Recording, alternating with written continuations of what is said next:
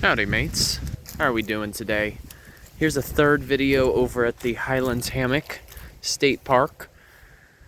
Funny thing, when I was a younger lad, probably about 8, 9 years old, I actually remember this particular portion of the park. So you may be wondering, what exactly is going on here? Well, this is basically an example of a citrus grove. So before I get into that, I want to talk a little bit about the history of this park. So you figure it is the late 1800s going into the 1900s, and we have an individual who was a pioneer at the time by the name of Jonathan Skipper. Funny thing is, his last name actually was Skipper, which is a common term used by boatmen. So Jonathan Skipper, he settled upon some land that is here, and he initially built, a basic one-room home, or cabin I should say, and he started to incorporate some citrus in this particular land. Because you figure back then, citrus was, and still is, a pretty big industry down here in Florida. So Jonathan then had a son who went by the name of Chester. So you figure pretty much that family owned the land from basically the late 1800s to basically the early 1920s. So essentially,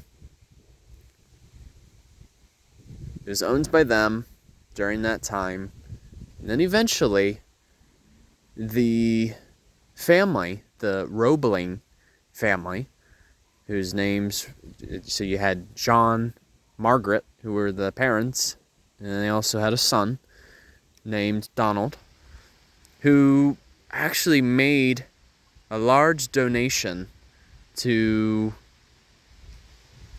basically protect this land right here, at least up to 500 acres. Except now the park ranges up to 9,000 acres. So eventually, as it got into 1930, it was then incorporated as a park. And then, as it fast forward a few more years, this officially became a state park. So here's the question: why is there citrus here? Well, essentially, this is it's a restoration type of project. So this is essentially simulating what a citrus grove was like back in the late 1800s.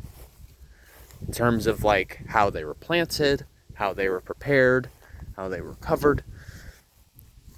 Essentially, this is a means of preserving a piece of history, more or less.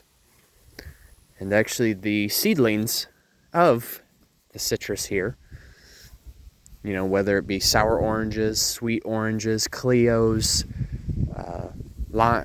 lemons, limes, the seedlings are collected and they're used by a company known as the Lykes Brothers. It's instead spelled Lyke, and they are a citrus industry down here in Florida. But what makes it even more fascinating, though, is along the trails here, you can actually find some spots of where there's still citrus trees that are still alive. That's probably just a result of dispersion by people, or maybe even wildlife too. But the thing is, What's fascinating about all of it is citrus as a whole. So that's including oranges, lemons, limes. They're actually not native to Florida, as a matter of fact. Florida just happens to have the right conditions for their growth, given that we are in a subtropical climate. Citrus originally is actually from China, as a matter of fact. But it was introduced by the Conquistadors. They actually brought the seedlings over here to see if there was any particular success.